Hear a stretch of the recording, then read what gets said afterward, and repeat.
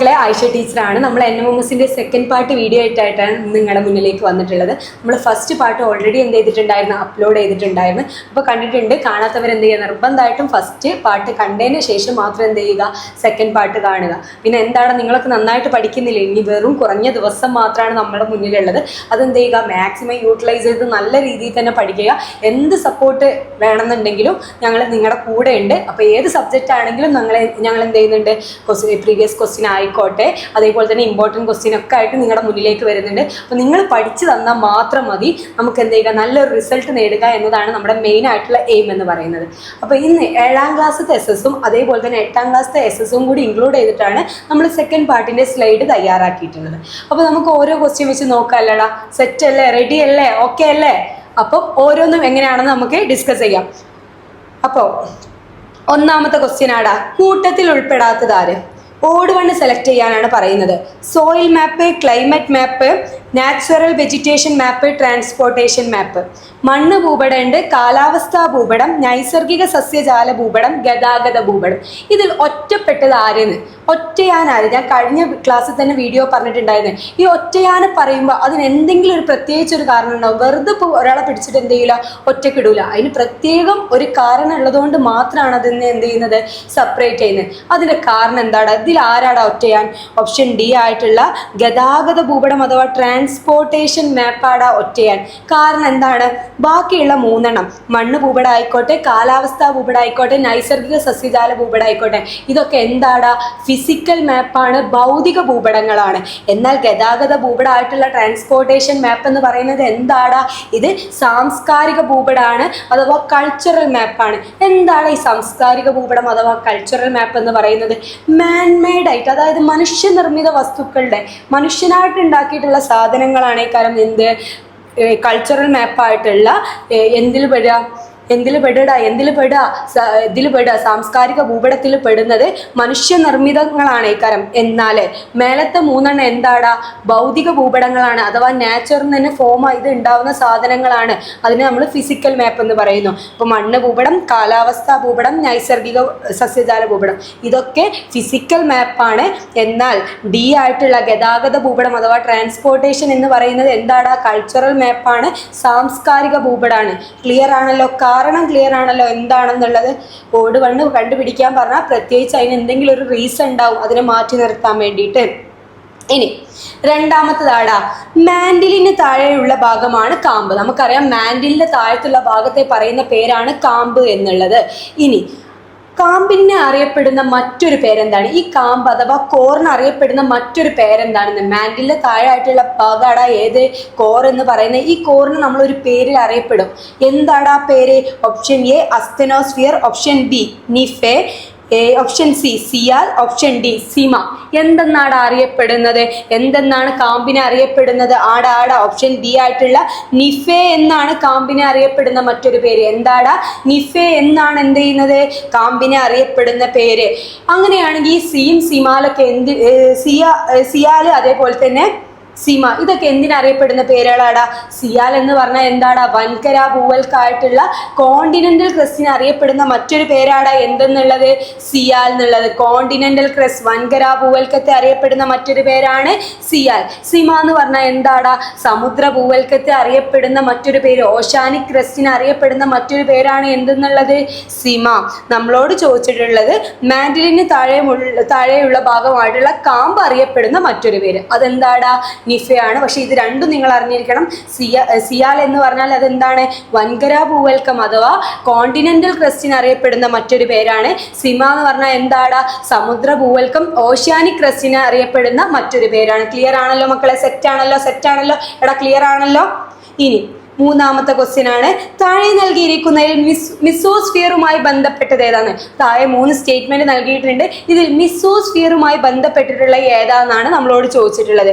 Option A അന്തരീക്ഷത്തിലെ ഏറ്റവും കുറഞ്ഞ താപനില അനുഭവപ്പെടുന്ന ഈ മിസോസ്ഫിയറിലാണ് ഏറ്റവും കുറവ് താപനില അനുഭവപ്പെടുന്നത് എന്നാണ് ഒന്നാമത്തെ സ്റ്റേറ്റ്മെന്റ് പറയുന്നത്. രണ്ടാമത്തത് മഴ, മഞ്ഞ്, കാറ്റ് തുടങ്ങിയ അന്തരീക്ഷ പ്രതിഭാസങ്ങൾ സംഭവിക്കുന്ന പാളിയാണ് എന്താണ്, മിസോസ്ഫിയർ എന്നാണ് രണ്ടാമത്തെ പറയുന്നത്. മൂന്നാമത്തെ ഏറ്റവും മുകളിൽ ഏറ്റവും ടോപ്പ് ആയിട്ടുള്ള ലെയർ, ഏറ്റവും മുകളിലെ പാളി എന്നാണ് ഓപ്ഷൻ സി പറയുന്നത്. ഓപ്ഷൻ ഡി പറയുന്നത് എന്താണ്? ഓസോൺ പാളി കാണപ്പെടുന്നത്. ഈ ലെയറിലാണ് എന്ത് ചെയ്യുന്നത്? ഓസോൺ പാളി, ഓസോൺ ലെയർ കാണപ്പെടുന്നത് എന്നാണ്. ഏതാടാ ഇതിന് ശരിയായിട്ടുള്ള ഉത്തരം? മിസോസ്ഫിയറുമായി ബന്ധപ്പെട്ടത് ഏതാടാ? ഓപ്ഷൻ എ ആണ്. ഏറ്റവും ലോവസ്റ്റ് ടെമ്പറേച്ചർ, അറ്റ്മോസ്ഫിയറിലെ ഏറ്റവും ലോവസ്റ്റ് കുറഞ്ഞ താപനില അനുഭവപ്പെടുന്ന പാളിയാടാ ഏത്? മീസോസ്ഫിയർ. ഏതാടാ ഏറ്റവും കുറവ് താപനില അനുഭവപ്പെടുന്ന പാളി? ഏതാടാ? മീസോസ്ഫിയർ.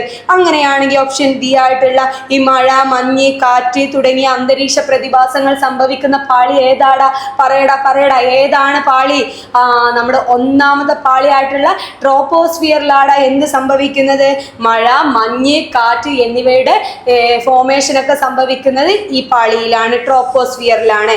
അങ്ങനെയാണെങ്കിൽ ഏറ്റവും മുകളിലെ പാളി ഏതാടാ? 400 മീറ്ററിന് മുകളിലായിട്ടുള്ള പാളി ഏതാടാ? അതന്നെടാ ഏത്? എക്സോസ്ഫിയർ ആണ് ഏറ്റവും മുകളിലെ പാളി എന്നറിയപ്പെടുന്നത്. ഓസോൺ പാളി, ഓസോൺ കാണപ്പെടുന്ന ഓസോൺ ലെയർ എന്നറിയപ്പെടുന്ന പാളിയാടാ ഏതാണ്? സ്ട്രാറ്റോസ്ഫിയർ. ഏതാണ് മക്കളെ? സ്ട്രാറ്റോസ്ഫിയർ ആണ് ഓസോൺ പാളി എന്നറിയപ്പെടുന്നത്. ഇമ്പോർട്ടന്റ് ആണ് ഓസോൺ പാളിൻ്റെത്. അങ്ങനെയാണെങ്കിൽ ഓസോൺ ഡേ ആയിട്ട് എന്നാണ് ആചരിക്കുന്നത്?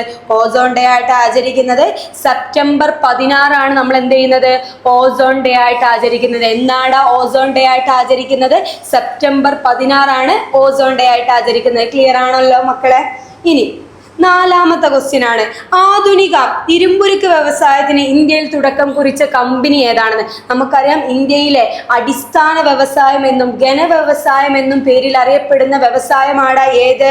ആധുനിക ഇരുമ്പുരുക്ക് വ്യവസായം അഥവാ അയൺ ആൻഡ് സ്റ്റീൽ ഇൻഡസ്ട്രി. അറിയപ്പെടുന്ന മറ്റ് രണ്ട് പേരുകളാണ്, ഒന്ന് അടിസ്ഥാന വ്യവസായം ബേസിക് ഇൻഡസ്ട്രി എന്ന്, അടുത്തതാണ് ഘനവ്യവസായം അഥവാ ഹെവി ഇൻഡസ്ട്രി എന്ന്. ഈ രണ്ട് പേരിലും അറിയപ്പെടുന്ന വ്യവസായമാണ് ഏത്? ഇരുമ്പുരുക്ക് വ്യവസായം അഥവാ iron and steel industry. Clear ആണല്ലോ മക്കളെ? ഇതിന് ആധുനിക ഇന്ത്യയിൽ തുടക്കം കുറിച്ചത് ഏത് കമ്പനിയാണെന്നാണ് ചോദിക്കുന്നത്. നോക്കാം.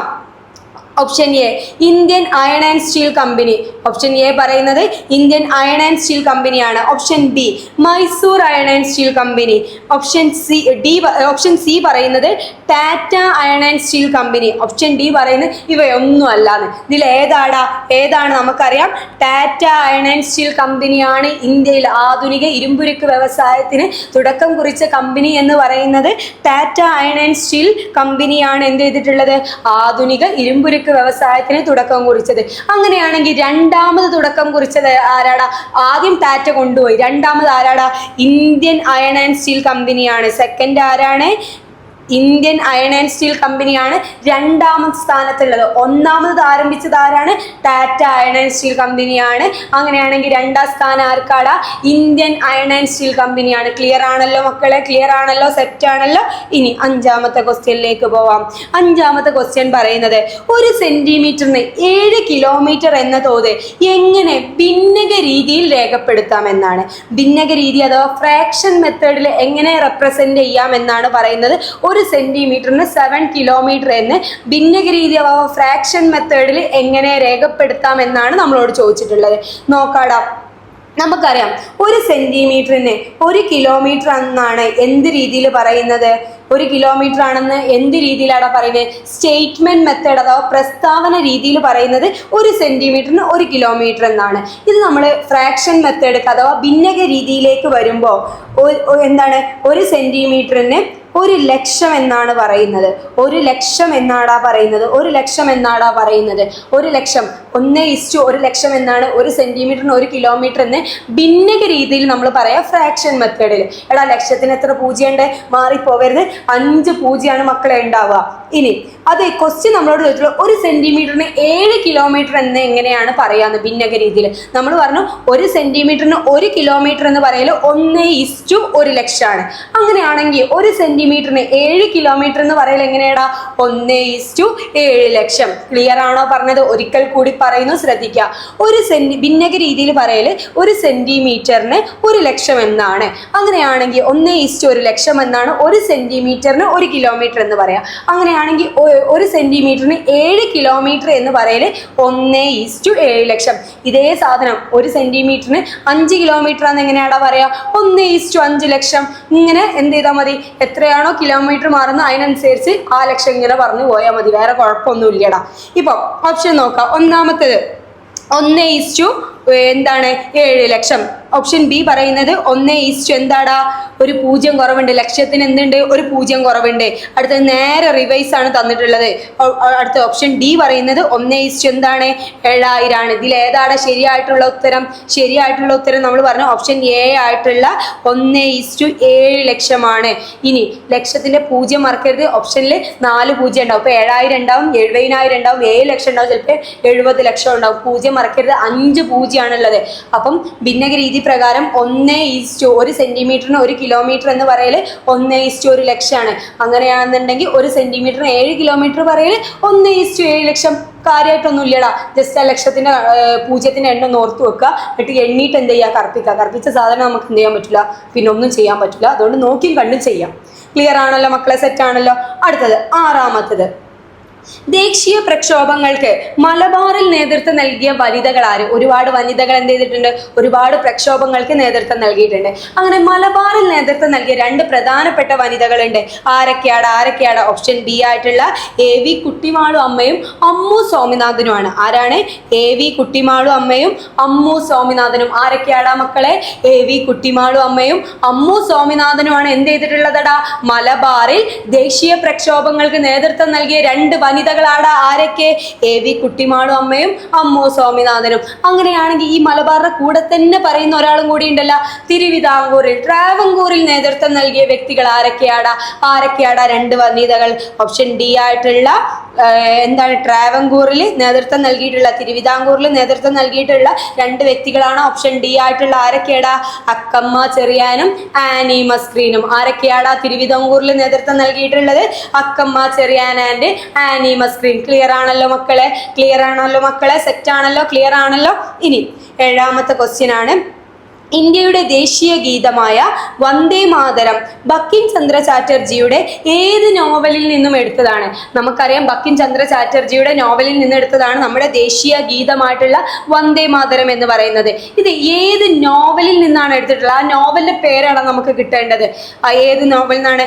ഓപ്ഷൻ എ പറയുന്നത് ഗീതാ ഗോവിന്ദയാണ്. ഏതാടാ? ഗീതാ ഗോവിന്ദ. ഓപ്ഷൻ ബി പറയുന്നത് ആധുനിക ഇന്ത്യയാണ്. ഓപ്ഷൻ സി പറയുന്ന ആനന്ദ മഠമാണ്. ഓപ്ഷൻ ഡി പറയുന്ന നീൽ ദർപ്പണാണ്. ഏതാടാ?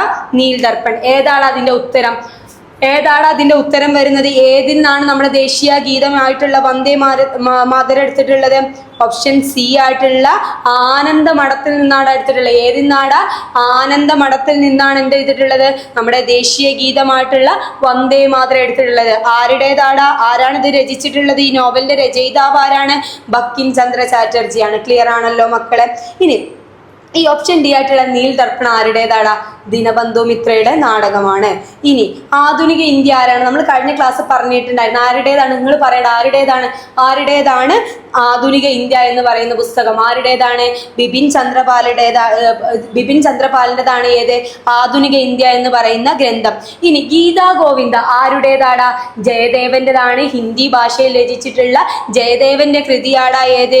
ഗീതാ ഗോവിന്ദ. നമ്മളോട് ചോദിച്ചിട്ടുള്ളത് ദേശീയ ഗീതമായിട്ടുള്ള ബങ്കിം ചന്ദ്ര ചാറ്റർജി രചിച്ചിട്ടുള്ള ഏത് നോവലിൽ നിന്നാണ് വന്ദേ മാതരം എടുത്തിട്ടുള്ളത്? ഏതിനാടാ? ആനന്ദമഠം. മാർക്കരുത്. ഇനി 8ാമത്തെ ക്വസ്റ്റ്യൻ ആണ്.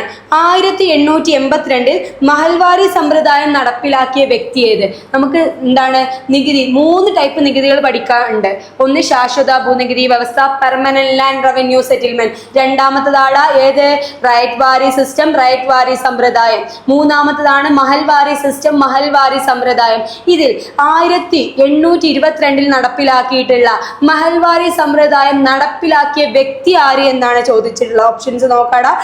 ഓപ്ഷൻ എ പറയുന്നത് അലക്സാണ്ടർ റീഡ് ആണ്. ഓപ്ഷൻ എ ഏതാണ്? Alexander Read. ഓപ്ഷൻ ബി പറയുന്നത് കോൺവാലിസ് പ്രഭു ആണ്. ഓപ്ഷൻ സി പറയുന്നത് തോമസ് മൺറോയ് ആണ്. ഓപ്ഷൻ ഡി പറയുന്നത് എന്താണ്? ഹോൾട്ട് മെക്കൻസി ആണ്. ആരാടാ? Holt Mackenzie. ഇതിൽ ഏതാണ് ഉത്തരം വരുന്നത്? 1822 മഹൽവാരി സമ്പ്രദായം നടപ്പിലാക്കിയ വ്യക്തി ആരാടാ? ഓപ്ഷൻ ഡി ആയിട്ടുള്ള ഹോൾട്ട് മെക്കൻസി ആണ് എന്ത് ചെയ്തിട്ടുള്ളത്? മഹൽവാരി സമ്പ്രദായം നടപ്പിലാക്കിയിട്ടുള്ളത്. ആരാണ് മക്കളെ? Halt McKinsey. മാറിപ്പോവരുത്. മഹൽവാരി സമ്പ്രദായം നടപ്പിലാക്കിയ വ്യക്തി ആരാണ് മക്കളെ? ഹോൾട്ട് മെക്കൻസി ആണ്. അങ്ങനെയാണെങ്കിൽ റൈറ്റ് വാരി സിസ്റ്റം ആരാടാ നടപ്പിലാക്കിയത്? 2 വ്യക്തികളുണ്ട് റൈറ്റ് വാരി സിസ്റ്റം നടപ്പിലാക്കാൻ. ആരൊക്കെയാടാ? ഓപ്ഷൻ എ ആയിട്ടുള്ള അലക്സാണ്ടർ റീഡും ഓപ്ഷൻ സി ആയിട്ടുള്ള തോമസ് മൺറോയും കൂടിയാണ് ഏത് ഉണ്ടാക്കിയിട്ടുള്ളത്? ഏത് നടപ്പിലാക്കിയിട്ടുള്ളത്? റൈറ്റ് വാരി സിസ്റ്റം നടപ്പിലാക്കിയിട്ടുള്ളത്. അങ്ങനെയാണെങ്കിൽ ഓപ്ഷൻ ബി ആയിട്ടുള്ള കോൺവാലിസ് പ്രഭു ഏതാണ് നടപ്പിലാക്കിയിട്ടുള്ളത്? പറയടാ, നിങ്ങൾ പഠിച്ചിട്ടുണ്ട്, പറയടാ ഏതാണ്? ശാശ്വത ഭൂനികുതി വ്യവസ്ഥ അഥവാ പെർമനന്റ് ലാൻഡ് റവന്യൂ സെറ്റിൽമെന്റ് നടപ്പിലാക്കിയ വ്യക്തിയാണ് ആര്? കോൺവാലിസ് പ്രഭു. ക്ലിയർ ആണല്ലോ? അപ്പൊ മാറിപ്പോവരുത്. മഹൽവാരി സമ്പ്രദായം നടപ്പിലാക്കിയത് ഹോൾട്ട് മെക്കൻസി ആണ്. റൈറ്റ് വാരി 2 പേരുണ്ട്, അലക്സാണ്ടർ റീഡും തോമസ് മൺറോയും. അങ്ങനെയാണെങ്കിൽ കോൺവാലിസ് പ്രഭു നടപ്പിലാക്കിയ ാണ് ശാശ്വത ഭൂനികുതി വ്യവസ്ഥ അഥവാ permanent land revenue settlement. Clear ആണല്ലോ മക്കളെ? സെറ്റ് ആണല്ലോ? നന്നായി പഠിക്കട്ടോ. അടുത്തത് വിദ്യാഭ്യാസ അവകാശം.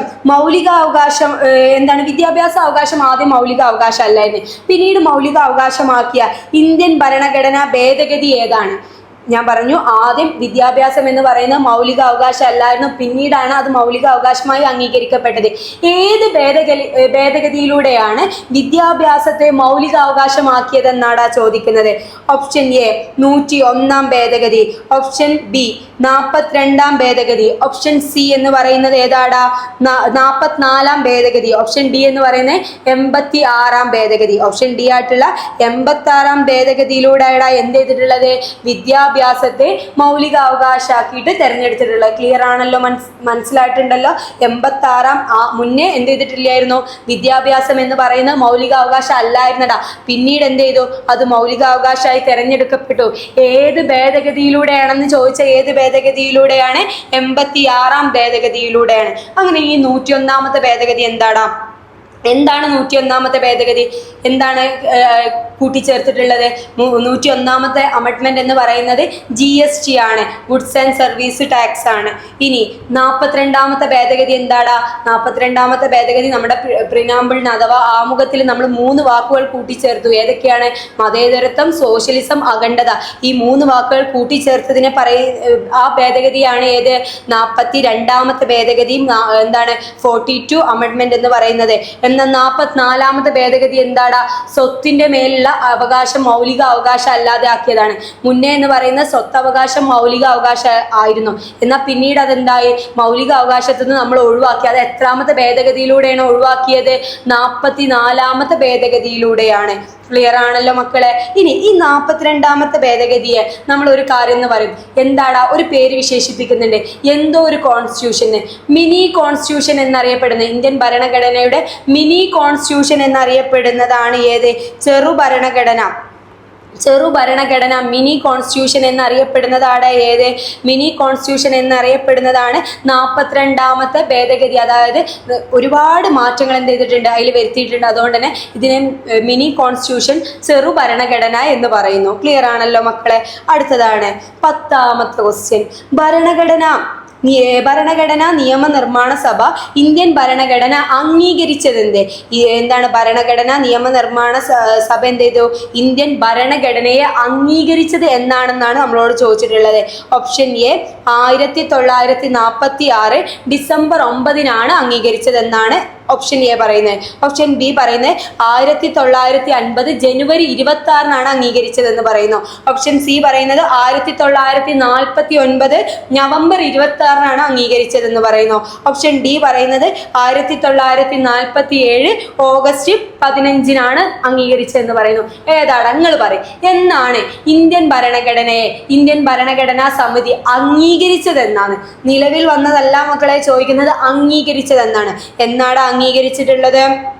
ഓപ്ഷൻ സി ആയിട്ടുള്ള 1949 നവംബർ 26 എന്ത് ചെയ്തിട്ടുള്ളത്, ഇന്ത്യൻ ഭരണഘടനയെ എന്ത് ചെയ്തിട്ടുള്ളത്, സമിതി അംഗീകരിച്ചിട്ടുള്ളത് എന്നാണ് പറയുന്നത്. അങ്ങനെയാണെങ്കിൽ ബാക്കിയുള്ള ഡേറ്റിനൊക്കെ എന്തെങ്കിലുമൊക്കെ പ്രത്യേകത ഉള്ളതുകൊണ്ടാണ് ഇത് ഓപ്ഷനിൽ കൊടുത്തിട്ടുള്ളത്. എന്താണ്?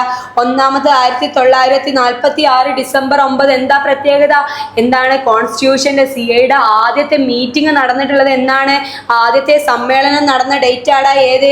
ഫസ്റ്റ് മീറ്റിംഗ് അഥവാ സമ്മേളനം നടന്ന ഡേറ്റ് ആണ് എന്ന് 1946 ഡിസംബർ 9 എന്ന് പറയുന്നത്. അടുത്തത് 1950 ജനുവരി 26. നമുക്ക് എല്ലാ വർഷവും ആ ഡേറ്റിന് എന്ത് ചെയ്യാറുണ്ട്? സ്കൂൾ അവധി തരാറുണ്ട്. സ്കൂളിൽ ഫ്ലാഗ് ഉയർത്തിയിട്ട് നമുക്ക് ലഡും പായസമൊക്കെ കിട്ടാറുണ്ട്. എന്താടാ? പറ എന്താണ്? റിപ്പബ്ലിക് ഡേ ആണ്. അന്നാണ് നമ്മുടെ എന്ത് ചെയ്തിട്ടുള്ളത്, ഇന്ത്യൻ ഭരണഘടന നിലവിൽ വരുന്നത്. മുന്നേ അംഗീകരിച്ചിട്ടുണ്ട്, നവംബർ 26 അംഗീകരിച്ചിട്ടുണ്ട്. പക്ഷെ നിലവിൽ വരുന്നത് എന്നാടാ? ജനുവരി 26. 1950 ജനുവരി 26 ഇന്ത്യൻ ഭരണഘടന നിലവിൽ വരുന്നത്. ക്ലിയർ ആണല്ലോ മക്കളെ? ഇനി 1947 ഓഗസ്റ്റ് 15 എന്താടാ? ഇന്ത്യക്ക് സ്വാതന്ത്ര്യം ലഭിച്ച ഡേറ്റ് ആണ്. ഇനി എല്ലാ വർഷവും നമ്മൾ ഇന്ത്യൻ ഭരണഘടനാ ദിനമായിട്ട് ആചരിക്കുന്നതും കൂടിയാണ് എന്ത്? നവംബർ 26. നവംബർ 26 നമ്മൾ എല്ലാ വർഷവും ഭരണഘടന കോൺസ്റ്റിറ്റ്യൂഷൻ ഡേ ആയിട്ട് ആചരിക്കുന്നത് എന്നാണ്? നവംബർ 26. മാറിപ്പോകരുത് മക്കളെ. ഇന്ത്യൻ ഭരണഘടനയെ അഡോപ്റ്റ് ചെയ്ത അഥവാ അംഗീകരിച്ച ദിവസമാണ് എന്ന് പറയുന്ന 1949 നവംബർ 26. ഈ നവംബർ 26 എല്ലാ വർഷവും നമ്മൾ എന്ത് ചെയ്യാറുണ്ട്? ഭരണഘടനാ ദിനമായി ആചരിക്കാറുണ്ട്. അങ്ങനെയാണെങ്കിൽ അംഗീകരിച്ച അന്ന് എന്ത് ചെയ്തിട്ടില്ല? നിലവിൽ വരുന്നില്ല. നിലവിൽ വരുന്നത് എന്ന് പറയുന്ന 1950 ജനുവരി 26 ക്ലിയർ ആണല്ലോ മക്കളെ? ഇനി നല്ല രീതിയിൽ പഠിക്കുക. കുറഞ്ഞ ദിവസം മാത്രമാണ് നമ്മുടെ മുന്നിലുള്ളത്. നന്നായിട്ട് പഠിക്കുകയാണെങ്കിൽ ഞാൻ വീണ്ടും പറയാണ്, നിങ്ങളെ തേടി ഇങ്ങോട്ട് വരും NMMS. നിങ്ങൾക്ക് ആവശ്യമില്ലെങ്കിൽ ഞാൻ കഴിഞ്ഞ ക്ലാസ് പറഞ്ഞ പോലെ തന്നെ ആ വീഡിയോ ഒന്ന് കണ്ടു നോക്കുക. അപ്പോൾ മനസ്സിലാവും എന്താണ്. വേണമെങ്കിൽ എൻ്റെ ATM നമ്പർ തരാം. ക്ലാസ്സിൻ്റെ ലാസ്റ്റ് എഴുതി തരുന്നുണ്ട്. അത് എന്തോളൂ, നിങ്ങൾക്ക് അപ്ലൈ ചെയ്യുമ്പോൾ അതിൽ ATM നമ്പർ കൊടുക്കാനുണ്ടാവും, ബാങ്കിൻ്റെ കാര്യങ്ങൾ. അതപ്പോൾ എൻ്റെ ഫില്ല് ചെയ്തോളൂ. നിങ്ങളെ കാണുമ്പോൾ ഞങ്ങൾക്ക് വേണമെങ്കിൽ ഒരു ഫുൾ മന്തി ഓഫർ ചെയ്യുകയാണ് വീണ്ടും. അപ്പോൾ നന്നായിട്ട് പഠിക്കുക. എടാ സ്കൂളൊക്കെ നിങ്ങളുടെ വലിയ ഫ്ലെക്സ്, ഉമ്മാക്കും ഉപ്പാക്കൊക്കെ എന്ത് സന്തോഷം ഉണ്ടാവും. നിങ്ങളൊന്നും ആലോചിച്ച് നോക്കി. കുളിരാണേക്കാരം മക്കളെ വേണമെന്നുണ്ടെങ്കിൽ എന്ത് ചെയ്തോളൂ, കിട്ടുന്ന സമയം യൂട്ടിലൈസ് ചെയ്ത് പഠിച്ചോളൂ. ഈ കൂടെ ഉള്ളവർക്കൊക്കെ കിട്ടിയിട്ട് നിങ്ങൾക്ക് കിട്ടാതാവുമ്പോൾ നിങ്ങളൊന്ന് ആലോചിച്ച് നോക്കി. അപ്പോൾ മനസ്സിലാവും കൂടെ ഉള്ള എല്ലാവർക്കും കിട്ടിയിരിക്കണം. എല്ലാവരും ചങ്ങായിമാരെ പെരെ ചെന്ന് നല്ല പഠിക്കുന്നുണ്ടാവും. വേണമെന്നുണ്ടെങ്കിൽ പഠിച്ചോ. ഇനി നമുക്ക് നമ്മളെ ഇത് നോക്കാം. 35 ചങ്ങായിമാരെ, 11 വേം വരി. 11ാമത്തതാണ് രണ്ട് പ്രസ്താവനകൾ കൊടുത്തിട്ടുണ്ട്. ഇങ്ങോട്ട് ഓപ്ഷൻസ് നോക്കാനാണ് പറയുന്നത്. പ്രസ്താവന 1, മുതലാളിത്ത സമ്പദ് വ്യവസ്ഥയുടെ ഉടമസ്ഥാവകാശം സ്വകാര്യ വ്യക്തികളിൽ കേന്ദ്രീകരിക്കുന്നു. പ്രധാന ലക്ഷ്യം എന്ന് പറയുന്നത് പരമാവധി ലാഭമാണ്. അഥവാ ക്യാപിറ്റലിസ്റ്റ് എക്കോണമി. 3 ടൈപ്പ് എക്കോണമി ഉണ്ട്. ക്യാപിറ്റലിസ്റ്റ് എക്കോണമി ഉണ്ട്, സോഷ്യലിസ്റ്റ് എക്കോണമി ഉണ്ട്, മിക്സ്ഡ് എക്കോണമി ഉണ്ട്. എന്താണ്? മുതലാളിത്ത സമ്പദ് വ്യവസ്ഥയുണ്ട്, പിന്നെ സോഷ്യലിസ്റ്റ് സമ്പദ് വ്യവസ്ഥയുണ്ട്, അതേപോലെ തന്നെ എന്താണ്? മിശ്രിത സമ്പദ് വ്യവസ്ഥ ഉണ്ട്. ഇങ്ങനെ 3 സമ്പദ് വ്യവസ്ഥകളാണ് ഉള്ളത്. ഇതിലെ 2 പ്രസ്താവനകൾ അതുമായി ബന്ധപ്പെട്ട് കൊടുത്തിട്ടുണ്ട്. ഇതിൽ ഏതൊക്കെ ശരി തെറ്റെന്നാണ് നമ്മൾ കണ്ടെത്തേണ്ടത്. ഒന്നാമത് പറഞ്ഞു മുതലാളിത്ത സമ്പദ് വ്യവസ്ഥ അഥവാ ക്യാപിറ്റലിസ്റ്റ് എക്കോണമി എന്ന് പറയുന്നത് എന്താടാ? ഇൻഡിവിജ്വൽസിനെ ബേസ് ചെയ്തിട്ടാണ്. അത് ഇൻഡിവിജ്വൽസിനുള്ളതാണ്, സ്വകാര്യ വ്യക്തികളിലാണ് അത് കേന്ദ്രീകരിക്കുന്നത്. അതിന്റെ പ്രധാന എയിം എന്ന് പറയുന്നത്, ലക്ഷ്യം എന്ന് പറയുന്നത് എന്താടാ? പരമാവധി ലാഭം, മാക്സിമം പ്രോഫിറ്റ് മാത്രമാണ് അതിന്റെ എയിം എന്നാണ് പറയുന്നത്. ഇത് ശരിയാണോടാ? ശരിയാണ്. ഈ പ്രസ്താവന എന്താടാ? ശരിയാണ്. രണ്ടാമത്തെ പ്രസ്താവന പറയുന്നത് സോഷ്യലിസ്റ്റ് സമ്പദ് വ്യവസ്ഥയുടെ ഉടമസ്ഥാവകാശം ഗവൺമെന്റിലാണ് കേന്ദ്രീകരിക്കുന്നത്. ഈ എന്താണ്? സോഷ്യലിസ്റ്റ് എക്കോണമി ആരിലാടാ കേന്ദ്രീകരിക്കുന്നത്? ഗവൺമെന്റിലാണ്. ഇതിന്റെ എയിം എന്ന് പറയുന്നത്, ഇതിന്റെ ലക്ഷ്യം എന്ന് പറയുന്നത് എന്താടാ? മനുഷ്യക്ഷേമമാണ് എന്നാണ് പറയുന്നത്. മനുഷ്യക്ഷേമം അഥവാ ഹ്യൂമൻ വെൽഫെയർ ആണ് ഇതിന്റെ ലക്ഷ്യം എന്നാടാ പറയുന്നത്. ഇതിൽ ഓപ്ഷൻ എ നോക്കാം. ഓപ്ഷൻ എ പറയുന്നത് 2 പ്രസ്താവനകളും ശരിയാണെന്നാണ്. ആണോടാ? ശരിയാണ്. 2 പ്രസ്താവനകളും എന്താടാ? ശരി തന്നെയാണ്. സോഷ്യലിസ്റ്റ് സമ്പദ് വ്യവസ്ഥയുടെ ഉടമസ്ഥാവകാശം ആരിലാടാ കേന്ദ്രീകരിക്കുന്നത്? ഗവൺമെന്റിലാണ് കേന്ദ്രീകരിക്കുന്നത്. ഇതിന്റെ എയിം എന്താടാ? മനുഷ്യക്ഷേമം തന്നെയാണ് ഇതിന്റെ എയിം എന്ന് പറയുന്നത്. ക്ലിയർ ആണല്ലോ? അപ്പൊ ഇനി താഴത്തേക്ക് നോക്കേണ്ട ആവശ്യമില്ല, രണ്ട് പ്രസ്താവനകളും ശരിയാണ്. ഒരിക്കൽ കൂടി പറയുന്നു, 3 സമ്പദ് വ്യവസ്ഥയാണുള്ളത്. ക്യാപിറ്റലിസ്റ്റ് എക്കോണമി, മുതലാളിത്ത സമ്പദ് വ്യവസ്ഥ, സോഷ്യലിസ്റ്റ് എക്കോണമി അഥവാ സോഷ്യലിസ്റ്റ് സമ്പദ് വ്യവസ്ഥ, മൂന്നാമത്തെ മിക്സ്ഡ് എക്കോണമി, മിശ്രിത സമ്പദ് വ്യവസ്ഥ. മുതലാളിത്ത സമ്പദ് വ്യവസ്ഥ ഇൻഡിവിജ്വൽസിലാണ് ഉണ്ടാവുക, അതായത് സ്വകാര്യ വ്യക്തികളിലാണ് ഉണ്ടാവുക. ഇതിന്റെ എയിം എന്ന് പറയുന്ന, ലക്ഷ്യം എന്ന് പറയുന്നത്, നമുക്ക് ഓരോരുത്തരും തുടങ്ങുമ്പോൾ അവർക്ക് എത്രത്തോളം പ്രോഫിറ്റ് കിട്ടുക എന്നതാവിടെ എന്ത് ഇതിന്റെ ലക്ഷ്യം എന്ന് പറയുന്നത്. അടുത്തത് രണ്ടാമത്തെ സോഷ്യലിസ്റ്റ് എക്കോണമി എന്ന് പറയുന്നതാണ്. എന്തെന്ന്? സോഷ്യലിസ്റ്റ് എക്കോണമി അഥവാ എന്താടാ സോഷ്യലിസ്റ്റ് സമ്പദ് വ്യവസ്ഥ എന്ന് പറയുന്നത്. ഇതിന്റെ എയിം എന്ന് പറയുന്നത് എന്താടാ? ഇതിന്റെ എയിം എന്ന് പറയുന്നത് ഹ്യൂമൻ വെൽഫെയർ ആണ്, മനുഷ്യക്ഷേമമാണ്. മൂന്നാമത്തെ മിക്സ്ഡ് എക്കോണമിയാണ്, മിശ്രിത സമ്പദ് വ്യവസ്ഥ. ഇതിന്റെ എയിം എന്ന് പറയുന്നത് എന്താടാ? ഇത് ഈ ഗവൺമെന്റും അതേപോലെ തന്നെ സ്വകാര്യ വ്യക്തികളും കൂടി, പ്രൈവറ്റും അതേപോലെ തന്നെ ഗവൺമെന്റും കൂടി കൂടിയതാണ് മിക്സ്ഡ് എക്കോണമി എന്ന് പറയുന്നത്, മിശ്രിത സമ്പദ് വ്യവസ്ഥ എന്ന് പറയുന്നത്. ഇതിന്റെ എയിം എന്ന് പറയുന്നത് നമ്മൾ നേരത്തെ പഠിച്ചതിന്റെ 2 എയിമും കൂടി, പരമാവധി ലാഭവും മനുഷ്യക്ഷേമവുമാണ് മിക്സ്ഡ് എക്കോണമിയുടെ എയിം എന്ന് പറയുന്നത്. എടാ, സ്വാതന്ത്ര്യാനന്തരം ഇന്ത്യ ഏത് എക്കോണമിയാടാ സ്വീകരിച്ചിട്ടുള്ളത്? നിങ്ങൾ പറയടാ, ഗസ് ചെയ്യടാ. 3 ഉള്ളൂ, ഓരോരുത്തരും ഓരോന്ന് പറഞ്ഞു, അപ്പൊ റെഡി ആയിക്കോളും. ഏതാടാ ഇന്ത്യ സ്വീകരിച്ചിട്ടുള്ളത്? അതന്നെടാ, ഇന്ത്യ ഏത് സ്വീകരിച്ചിട്ടുള്ളത്? ഇന്ത്യ സ്വീകരിച്ചിട്ടുള്ളതാണ് മിക്സ്ഡ് എക്കോണമി അഥവാ മിശ്രിത സമ്പദ് വ്യവസ്ഥയാണ് എന്ത് ചെയ്തിട്ടുള്ളത്? ഇന്ത്യ സ്വീകരിച്ചിട്ടുള്ളത്. അപ്പൊ മക്കളെ, അടുത്ത് നോക്കാനുള്ളത് 12ാമത്തെ ക്വസ്റ്റ്യൻ ആണ്. ഇന്ത്യയിൽ എല്ലാ പൗരന്മാർക്കും വോട്ടിനുള്ള അവകാശം ഇന്ത്യൻ ഭരണഘടനയുടെ ഏത് ആർട്ടിക്കിൾ, ഏത് അനുച്ഛേദത്തിലാണ് പറയുന്നത് എന്നാണ് 12ാമത്തെ ക്വസ്റ്റ്യൻ പറയുന്നത്. ഓപ്ഷൻ എ ആർട്ടിക്കിൾ 236 ആണ്. ഓപ്ഷൻ ബി പറയുന്നത് ആർട്ടിക്കിൾ 226 ആണ്. ഓപ്ഷൻ സി പറയുന്നത് ആർട്ടിക്കിൾ 326 ആണ്. ഓപ്ഷൻ ഡി പറയുന്നത് ആർട്ടിക്കിൾ 345. എല്ലാവരും ഏകദേശം 300 200 അങ്ങോട്ടും ഇങ്ങോട്ടും കളിക്കുകയാണ്. നന്നായിട്ട് കൺഫ്യൂഷൻ വരാൻ ചാൻസ് ഉണ്ട് ഓപ്ഷൻ ഇങ്ങനെ ആകുമ്പോൾ. അതുകൊണ്ട് ഓർത്ത് വെച്ചോ, 326ാമത്തെ ആർട്ടിക്കിളാണ് ഇന്ത്യയിൽ എല്ലാ പൗരന്മാർക്കും വോട്ട് ഉണ്ട് എന്ന് പറയുന്നത്, വോട്ട് ചെയ്യാനുള്ള അവകാശം ഉണ്ട് എന്ന് പറയുന്നത് ഏത് ആർട്ടിക്കിളാണ്? ആർട്ടിക്കിൾ 326. മാറിപ്പോവരുത് മക്കളെ.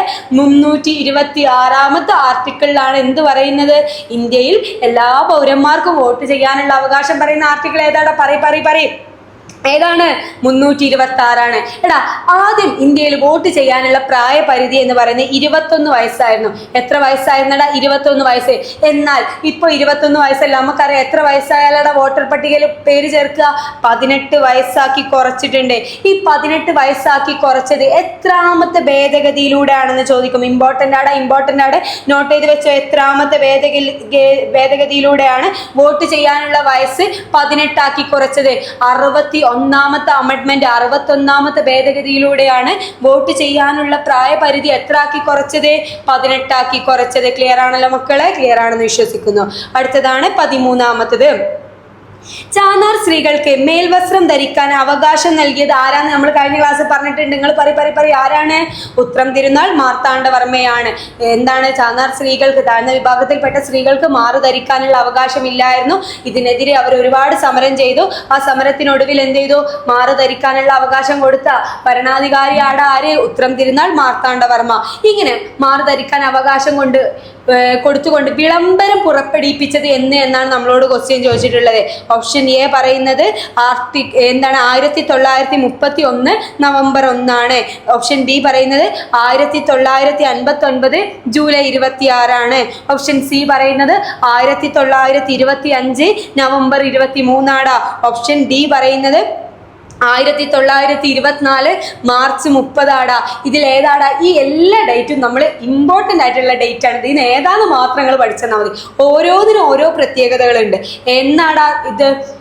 എന്താണ്? അപ്പർ ക്ലോത്ത് അഥവാ മേൽമുണ്ട് ധരിക്കാൻ അവകാശം കൊടുത്തുകൊണ്ട്, എല്ലാവർക്കും അവകാശം കൊടുത്തുകൊണ്ട് വിളംബരം പുറപ്പെടുവിപ്പിച്ചത് എന്താണ്?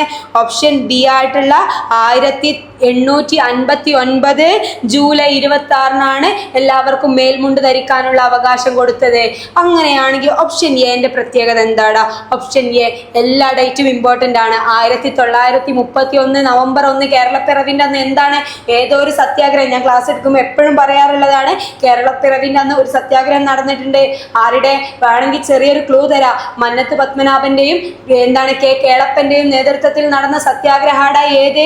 1931 നടന്ന സത്യാഗ്രഹമാണ് ഏത്? 1931 നവംബർ 1 നടന്ന സത്യാഗ്രഹമാണ് ഏത്? ഗുരുവായൂർ സത്യാഗ്രഹം. ഏതാണ് മക്കളെ? ഗുരുവായൂർ സത്യാഗ്രഹം. നേതൃത്വം നൽകിയ നേതാക്കൾ ആരൊക്കെയാണ്? മന്നത്ത് പത്മനാഭനും കേളപ്പനും. ക്ലിയർ ആണല്ലോ. അങ്ങനെയാണെങ്കിൽ 1925 നവംബർ 23 പ്രത്യേകത എന്താണ്? വൈക്കം സത്യാഗ്രഹം അവസാനിച്ചതാണ് എന്ന് 1925 നവംബർ 23 എന്ന് പറയുന്നത്. അങ്ങനെയാണെങ്കിൽ 1924 മാർച്ച് 30 എന്താണ്?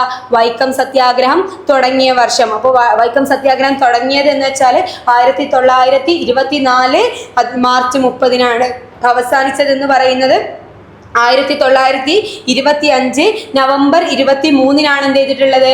അവസാനിച്ചിട്ടുള്ളത്. ക്ലിയർ ആണല്ലോ മക്കളെ? ക്ലിയർ ആണ്. ഇനി അടുത്തതാണ് 14ാമത്തെ ക്വസ്റ്റ്യൻ ആണ്. സ്വതന്ത്രാനന്തരം ഇന്ത്യയിൽ ഭാഷാ അടിസ്ഥാനത്തിൽ സംസ്ഥാനങ്ങൾ പുനർസംഘടിപ്പിക്കുന്നതിന് വേണ്ടിയിട്ട് എന്ത് ചെയ്തിട്ടുണ്ട്? ഒരു കമ്മീഷൻ ഇന്ത്യ സന്ദർശിച്ചിട്ടുണ്ട്. ഏതാണ് ആ കമ്മീഷൻ? ഒരു കമ്മീഷൻ രൂപീകരിച്ചിട്ടുണ്ടായിരുന്നു. എന്ത്? സ്വാതന്ത്ര്യാനന്തരം ഇന്ത്യയിൽ ഭാഷാ അടിസ്ഥാനത്തിൽ സംസ്ഥാനങ്ങൾ രൂപീകരിക്കുന്നതിന് വേണ്ടിയിട്ട് രൂപീകരിച്ചിട്ടുള്ള കമ്മീഷനാണ് ഏത്? ഏതാണ് കമ്മീഷൻ? ഓപ്ഷൻ ബി ആയിട്ടുള്ള ഫസലി കമ്മീഷനാണ് എന്ത് ചെയ്തിട്ടുള്ളത്? സ്വാതന്ത്ര്യാനന്തരം ഇന്ത്യയിൽ ഭാഷാടിസ്ഥാനത്തിൽ സംസ്ഥാനങ്ങൾ രൂപീകരിക്കുന്നതിന് വേണ്ടി രൂപീകരിച്ച കമ്മീഷനാണ് ഏത്? മറക്കരുത് മക്കളെ, Fazal Ali commission. Option B ആണ് ഉത്തരം. അടുത്തതാണ് 15ാമത്തെ ക്വസ്റ്റ്യൻ മക്കളെ. താഴെ പറയുന്നവയിൽ ഈ പ്രസ്താവനകളിൽ ശരി അല്ലാത്തത് ഏത്? 4 പ്രസ്താവന, 4 സ്റ്റേറ്റ്മെന്റ് കൊടുത്തിട്ടുണ്ട്. ഇതിൽ ഏതാണ് ശരിയല്ലാത്തത് അഥവാ തെറ്റായത് ഏതാണെന്നാണ് ചോദിച്ചിട്ടുള്ളത്. ഓപ്ഷൻ എ പറയുന്നത് കടൽ മാർഗം ഇന്ത്യയിലെത്തിയ ആദ്യ യൂറോപ്യർ പോർച്ചുഗീസുകാരാണ്. കടൽ മാർഗം സീ റൂട്ട് വഴി ഇന്ത്യയിൽ എത്തിയിട്ടുള്ളത് ആദ്യമായിട്ടുള്ളത് ആരാടാ? പോർച്ചുഗീസുകാരാണ്. നമ്മൾ ചെറിയ ക്ലാസ് മുതലേ ഇങ്ങനെ കേട്ട് പറയുന്നുണ്ട്. യൂറോപ്യർ വന്നു, കോഴിക്കോട് വന്ന് ഇറങ്ങി എന്നൊക്കെ പറഞ്ഞു.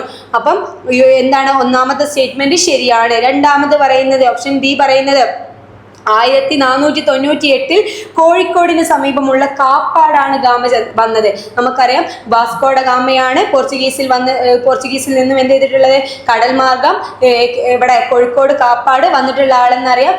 കൂടെ കുറെ ആൾക്കാരുണ്ടായിരുന്നു. മെയിൻ ആളെന്ന് പറയുന്നത് ഗാമയാണ്. ഗാമയും കൂട്ടരും എന്നാണ് നമ്മൾ പറയാ. വന്നിട്ടുള്ള വർഷം എന്ന് പറയുന്നത് എന്നാടാ? 1498. ശരിയാണോ തെറ്റാണോ നിങ്ങൾ പറയും. ഏതാടാ ആടാ? എന്താണ് ശരിയാണ്? 1498 കോഴിക്കോട് കാപ്പാടാണ് ഗാമയും കൂട്ടരും വന്നിറങ്ങിയിട്ടുള്ളത്. എക്സാം ആണെന്ന് 1498 എന്നൊക്കെ പറയുമ്പോൾ നമ്മൾ ഇങ്ങനെ വിചാരിക്കും 1498 948 വരിക. ഇങ്ങനെ നമുക്ക് കൺഫ്യൂസ്ഡ് ആവും. ഒരിക്കലും മാറിപ്പോവരുത്. 1498 എന്ത് ചെയ്തിട്ടുള്ളത്? ഗാമയും കൂട്ടരും എന്ത് ചെയ്തിട്ടുള്ളതടാ? വന്നിട്ടുള്ളത്. ക്ലിയർ ആണല്ലോ മക്കളെ? അടുത്തത് സി. ഇന്ത്യയിലെ ആദ്യത്തെ യൂറോപ്യൻ കോട്ടയാണ് ചാലിയം കോട്ട. ശരിയാണോ? നിങ്ങൾ പറയടാ. ഇന്ത്യയിലെ ആദ്യത്തെ യൂറോപ്യൻ കോട്ടയാണോ ചാലിയം കോട്ട? അല്ല, തെറ്റാടാ. സി തെറ്റാണ്. ഇന്ത്യയിലെ ആദ്യത്തെ യൂറോപ്യൻ കോട്ട ഏതാടാ? മാനുവൽ കോട്ടയാണ്. ഏതാണ് ആദ്യത്തെ യൂറോപ്യൻ കോട്ട? ഇന്ത്യയിലെ ആദ്യത്തെ യൂറോപ്യൻ കോട്ട എന്ന് പറയുന്നത് മാനുവൽ കോട്ടയാണ്. ഏത് കോട്ടയാണ് മക്കളെ? മാനുവൽ കോട്ടയാണ്. എവിടെയാടാ മാനുവൽ കോട്ട പണിതിട്ടുള്ളത്? കൊച്ചിയിലാണ് മാനുവൽ കോട്ട പണിതിട്ടുള്ളത്. അടുത്തത് ഓപ്ഷൻ ഡി ആണ്. ഗാമ വന്ന കപ്പലുകളാണ് ഏതൊക്കെ? Sao Gabriel, Sao Rafael, Berrio. ഏതൊക്കെയാണ് ഗാമ വന്ന കപ്പലുകൾ? 3 കപ്പലുകളായിട്ടല്ല വന്നിട്ടുള്ളത്. ഗാമയുടെ കൂട്ടർ എന്ത് ചെയ്തിട്ടുണ്ട്? 2 കപ്പലുണ്ടായിരുന്നു. ഗാമ വന്നിട്ടുള്ളത്, ഗാമയുടെ കപ്പൽ എന്നറിയപ്പെടുന്നത് സാവോ ഗബ്രിയേലാണ്. 3 കപ്പലുകളുണ്ട്. എന്താണ്? ഗാമയും കൂട്ടരും വന്നിട്ടുള്ളതാണ്. നിങ്ങൾ വിചാരിക്കും ഗാമ വന്ന കപ്പൽ എന്ന് പറഞ്ഞാൽ ഒരു മനുഷ്യനല്ലേ ഉള്ളൂ, 3 കപ്പലിലും കൂടി എങ്ങനെ വന്നത്? അജ്ജാതി മക്കളാണ് നിങ്ങൾ. അതുകൊണ്ട് നിങ്ങൾ ശ്രദ്ധിക്കാം. എന്ത് ചെയ്തിട്ടുണ്ട്? ഗാമയും കൂട്ടരും വന്ന കപ്പലുകളാണ് ഏതൊക്കെ? Sao Gabriel, Sao Rafael, ബെറിയോ. ഇതിൽ ഗാമന്റെ കപ്പൽ എന്നറിയപ്പെടുന്ന കപ്പലാണ് സാവോ ഗബ്രിയേൽ. അതൊന്ന് ജസ്റ്റ് ഓർത്ത് വെക്കുക. എടാ, അപ്പൊ ഇതിൽ തെറ്റായിട്ടുള്ള പ്രസ്താവനയാണ് നമ്മളോട് ചോദിച്ചിട്ടുള്ളത്. ശരി അല്ലാത്തത് ഏത് എന്നാണ്? ഏതാടാ? ഓപ്ഷൻ സി ആയിട്ടുള്ള ഇന്ത്യയിൽ യൂറോപ്യർ പണിത ആദ്യത്തെ കോട്ട ചാലിയം കോട്ട, അതാണ് തെറ്റായിട്ടുള്ളത്. ഏതാണ് ആദ്യം പണിത കോട്ട എന്ന് പറയുന്നത്? മാനുവൽ ഫോർട്ടാണ്. മാനുവൽ കോട്ടയാണ്. എവിടെയാടാ മാനുവൽ ഫോർട്ട് പണി കഴിപ്പിച്ചിട്ടുള്ളത്? കൊച്ചിയിലാണ്. ക്ലിയർ ആണല്ലോ മക്കളെ? ക്ലിയർ ആണല്ലോ. ഇനി 16ാമത്തെ ക്വസ്റ്റ്യൻ, 1857 കലാപത്തിന് ഡൽഹിയിലെ ഇന്ത്യൻ സൈനികർ ഇന്ത്യയുടെ ചക്രവർത്തിയായി പ്രഖ്യാപിച്ചത്. ആരെയാണ് സൈനികർ എന്ത് ചെയ്തിട്ടുള്ളത് ഇന്ത്യയുടെ ചക്രവർത്തിയായിട്ട് പ്രഖ്യാപിച്ചത് എന്നാണ് ചോദിക്കുന്നത്. എന്ന് 1857 ആരെയാടാ? തിരിഞ്ഞു മറിഞ്ഞു നോക്കാമല്ലോ. ഓപ്ഷൻ എ ആയിട്ടുള്ള ബഹദൂർ ഷാ രണ്ടാമനെയാണ് എന്ത് ചെയ്തിട്ടുള്ളത് എന്താണ് ഇവര് ചക്രവർത്തിയായിട്ട് ഇന്ത്യയുടെ ചക്രവർത്തിയായിട്ട് എന്ത് ചെയ്തിട്ടുള്ളത് തെരഞ്ഞെടുത്തിട്ടുള്ളത്. 15. ഇനി അടുത്തത് 18ാമത്തെ ക്വസ്റ്റ്യൻ ആണ്, നോക്കാം. ബംഗാൾ വിഭജനം നടന്നത് എന്നാണ് ക്വസ്റ്റ്യന്. ഓപ്ഷൻ എ പറയുന്നത് 1949 നവംബർ 26 എന്നാടാ ബംഗാൾ വിഭജനം നടന്നിട്ടുള്ള ആണോ? ഈ ഡേറ്റ് നമ്മൾ മുന്നേ പറഞ്ഞു. എന്താണ് ഈ ഡേറ്റിന്റെ പ്രത്യേകത? ഇന്ത്യൻ കോൺസ്റ്റിറ്റ്യൂഷൻ അഥവാ ഇന്ത്യൻ ഭരണഘടന അംഗീകരിച്ച ദിവസമാണ് 1949 നവംബർ 26. അതുകൊണ്ട് അതല്ല. ഇനി ഓപ്ഷൻ ബി എന്ന് പറയുന്നത് 1857 ഏപ്രിൽ 8 ശരിയാണോ തെറ്റാണോ? നിങ്ങൾ പറയും. അല്ല, തെറ്റാണ്. അതെന്താണ്? മംഗൾ പാണ്ഡെയെ എന്ത് ചെയ്തതാണ്? തൂക്കിലേറ്റിയ വർഷമാണ് 1857 ഏപ്രിൽ 8 എന്ന് പറയുന്നത്. അടുത്തത് 1885 ഡിസംബർ 28. എന്താടാ പ്രത്യേകത? 1885 ഡിസംബർ 28 പ്രത്യേകത എന്താടാ? ഇമ്പോർട്ടൻ്റ് ആണ്. അന്നാണ് INC രൂപീകരിച്ചത്. INC Indian national Congress INC രൂപീകരിച്ച വർഷം മാസം തീയതിയാണ് 1885 ഡിസംബർ 28. അപ്പൊ സ്വാഭാവികമായിട്ട് നമ്മുടെ ബംഗാൾ വിഭജനം എന്നാവിടാ? 1905 ഒക്ടോബർ 16 ബംഗാൾ വിഭജനം, പാർട്ടീഷൻ ഓഫ് ബംഗാൾ നടന്നിട്ടുള്ളത്. എന്നാണ്? ഡേറ്റ് ഓർത്ത് വെക്കുക. 1905 ഒക്ടോബർ 16. അതേപോലെ തന്നെ INC രൂപീകരിച്ച ഡേറ്റ് ആണ് ഓപ്ഷൻ സിയിൽ കൊടുത്തിട്ടുള്ളത്. അതും ബൈഹാർട്ട് ചെയ്ത് ഇപ്പൊ തന്നെ പഠിച്ചോടാ. എന്നാണ് 1885 ഡിസംബർ 28. ക്ലിയർ ആണല്ലോ മക്കളെ? ഇനി 19ാമത്തെ ക്വസ്റ്റ്യൻ പറയുന്നത് യോജിച്ചവ ചേർക്കുക. ഏതൊക്കെ? 4 കൊടുത്തിട്ടുണ്ട്. അങ്ങോട്ടും ഇങ്ങോട്ടും പരസ്പരം യോജിക്കാനാണ്. നോക്കാം. ഒന്നാമത്തത് ആര്യ സമാജം. നമ്മൾ കുറെ പഠിച്ചിട്ടുണ്ട്. 2ാമത്തെ ചാപ്റ്ററിൽ തന്നെ വരുന്നതാണ്. ആരാടാ സ്ഥാപകൻ? ആരാണ്? ആര്യ സമാജം ആരാണ്? ആര്യ സമാജം എന്ന് പറയുന്നത് ആരാണ്? സ്വാമി ദയാനന്ദ സരസ്വതിയാണ്. 1-4 ആരുടേതാടാ ആര്യ സമാജം? സ്വാമി ദയാനന്ദ സരസ്വതി. ക്ലിയർ ആണല്ലോ മക്കളെ? ആര്യ സമാജം സ്വാമി ദയാനന്ദ സരസ്വതി. അങ്ങനെയാണെങ്കിൽ 2ാമത്തെ രാമകൃഷ്ണ മിഷൻ ആരുടേതാടാ? സ്വാമി വിവേകാനന്ദൻ. കൊടുത്തിട്ടുള്ളത് മാച്ച് ചെയ്തിട്ടുള്ളത് ശരിയാണ്. രാമകൃഷ്ണ മിഷൻ ആരുടേതാണ്? സ്വാമി വിവേകാനന്ദൻ്റെതാണ്. പ്രാർത്ഥനാ സമാജം 3ാമത്തത് പ്രാർത്ഥനാ സമാജം ആരുടേതാടാ? ആത്മാറാം പാണ്ഡുരംഗ്. നിങ്ങളെ കേൾക്കുമ്പോൾ തന്നെ പറയാ പ്രാർത്ഥനാ സമാജം എന്ന് പറയുമ്പോൾ പാണ്ഡുരംഗ്. ആത്മാറാം പാണ്ഡുരംഗിനാടാ ഏത്? പ്രാർത്ഥനാ സമാജം. ഇനി ലാസ്റ്റത്തേതായിട്ടുള്ള ഏതാണ്? സത്യശോധക് സമാജം. നമ്മുടെ ആരുടേതാണ്? ജ്യോതിറാവു ഫൂലെയുടേതാണ്. ഏത്? സത്യശോധക് സമാജം. ക്ലിയർ ആണല്ലോ മക്കളെ? അപ്പൊ ഒരിക്കൽ കൂടി പറയാണ്. ആര്യ സമാജം ആരുടേതാണ്? സ്വാമി ദയാനന്ദ സരസ്വതി. 1-4. രാമകൃഷ്ണ മിഷൻ സ്വാമി വിവേകാനന്ദൻ. അത് അതിക്കന്നെയാണ്. 2-2 പ്രാർത്ഥനാ സമാജം ആത്മാറാം പാണ്ഡുരംഗ്. ഇനി അടുത്തതാണ് സത്യശോധക് സമാജം എന്ന് പറയുന്ന ആരുടേതാടാ? ജ്യോതിറാവു ഫൂലെ. ഏത് ഓപ്ഷനാടാ ശരി? ഓപ്ഷൻ ഡി ആണ് ശരി. ഏതാണ്? ഓപ്ഷൻ ഡി ആണ് ശരിയായിട്ടുള്ള ഉത്തരം. ക്ലിയർ ആണല്ലോ മക്കളെ? ഇനി 20ാമത്തത് സ്വാഭിമാന പ്രസ്ഥാനത്തിന്റെ സ്ഥാപകനാര്? സെൽഫ് റെസ്പെക്റ്റഡ് മൂവ്മെന്റിന്റെ സ്ഥാപകനാര്? ഫൗണ്ടർ ആരാണെന്നാണ് നമ്മളോട് ചോദിച്ചിട്ടുള്ളത്. ആരാടാ? ഓപ്ഷൻ എ പറയുന്നത് പണ്ഡിറ്റ് KP കറുപ്പനാണ്. ഓപ്ഷൻ ബി പറയുന്നത് സർ സയ്യിദ് അഹമ്മദ് ഖാനാണ്. സി പറയുന്നത് EV രാമസ്വാമി നായ്ക്കറാണ്. ഡി പറയുന്നത് രാജാറാം മോഹൻ റായ് ആണ്. ആരാടാ സ്ഥാപകൻ? ആരാണ്? നിങ്ങൾ പറയാ ആരാണ്? EV രാമസ്വാമി നായ്ക്കറാണ് സ്വാഭിമാന പ്രസ്ഥാനത്തിന്റെ ഫൗണ്ടർ അഥവാ സ്ഥാപകൻ എന്ന് പറയുന്നത്. മാറിപ്പോകരുത്. ആരാടാ സ്വാഭിമാന പ്രസ്ഥാനത്തിന്റെ സ്ഥാപകൻ എന്ന് പറയുന്നത്? EV രാമസ്വാമി നായ്ക്കർ. മുന്നത്തെ ക്വസ്റ്റ്യനിൽ ഒറ്റൊരു കാര്യം കൂടി നിങ്ങളോട് പറയാണ്. ഇതിൽ 1ാമത്തെ കൊടുത്തിട്ടുള്ള ആര്യ സമാജം എന്നാണ്. ആര്യ സമാജം ആരാന്ന് നമ്മൾ പറഞ്ഞു? സ്വാമി ദയാനന്ദ സരസ്വതി. ഇവിടെ നമുക്ക് കൺഫ്യൂഷൻ വരും. ആര്യ മഹിളാ സമാജം എന്ന് പറയുന്ന ഒരു സാധനമുണ്ട്. ഇത് ആരാടാ? പണ്ഡിത രമാബായി ആണ് ആര്യ മഹിളാ സമാജം. ആര്യ സമാജം എന്ന് പറയുന്നത് സ്വാമി ദയാനന്ദ സരസ്വതിയാണ്. ആര്യ മഹിളാ സമാജം എന്ന് പറയുമ്പോൾ ആരാണ്? പണ്ഡിത രമാബായി ആണ്. അങ്ങനെയാണെന്നുണ്ടെങ്കിൽ അരയ സമാജം ഉണ്ട്. അരയ സമാജം ആരുടേതാണ്? നമ്മൾ പഠിച്ച് സോഷ്യൽ റിഫോമേഴ്സിൻ്റെ പറയുന്നുണ്ട്. ആരാടാ അരയ സമാജം? പണ്ഡിറ്റ് കറുപ്പനാണ്. ആരാണ്? പണ്ഡിറ്റ് KP കറുപ്പനാണ്. ക്ലിയർ ആണല്ലോ മക്കളെ. ഇനി അടുത്തതാണ് 21ാമത്തെ ക്വസ്റ്റ്യൻ. നൽകിയിരിക്കുന്നവയിൽ ഇന്ത്യൻ പത്രത്തിന് തുടക്കം കുറിച്ച സാമൂഹിക പരിഷ്കർത്താവായ രാജാറാം മോഹൻ റായിയുടെ പത്രങ്ങൾ എന്തെല്ലാം? താഴെ 4 പത്രങ്ങൾ കൊടുത്തിട്ടുണ്ട്. അതിൽ രാജാറാം മോഹൻ റായ് ആരംഭിച്ച പത്രങ്ങൾ ഏതെല്ലാമാണെന്ന്. ഇന്ത്യൻ പത്രത്തിന് തുടക്കം കുറിച്ച സാമൂഹിക പരിഷ്കർത്താവും കൂടിയാണ് ആര്? രാജാറാം മോഹൻ റായ്. ഇപ്പൊ രാജാറാം മോഹൻ റായിയുടെ പത്രങ്ങൾ താഴെ നൽകിയിരിക്കുന്നതിൽ ഏതെന്നാണ് നമ്മളോട് ചോദിച്ചിട്ടുള്ളത്. ഓപ്ഷൻ എ പറയുന്നത് സംവാദ് കൗമുദി, മിറാത്തുൽ അക്ബർ. ഇനി താഴത്ത് കണ്ട് വായിക്കണ്ട, ഏതന്നെയാടാ? നമ്മള് മുന്നേ കേട്ടു തുടങ്ങാണ്. രാജാറാം മോഹൻ റായിയുടെ 2 പത്രങ്ങളാണ്. ഏതൊക്കെയാണ്? സംവാദ് കൗമുദിയും മിറാത്തുൽ അക്ബർ. ഈ സംവാദ് കൗമുദി എന്ന് പറയുന്ന ഏത് ഭാഷയിലുള്ളതാടാ? ബംഗാളി ഭാഷയിൽ ഉള്ള പത്രമാടാ ഏത്? സംവാദ് കൗമുദി. മിറാത്തുൽ അക്ബർ ഏത് ഭാഷയിലാടാ?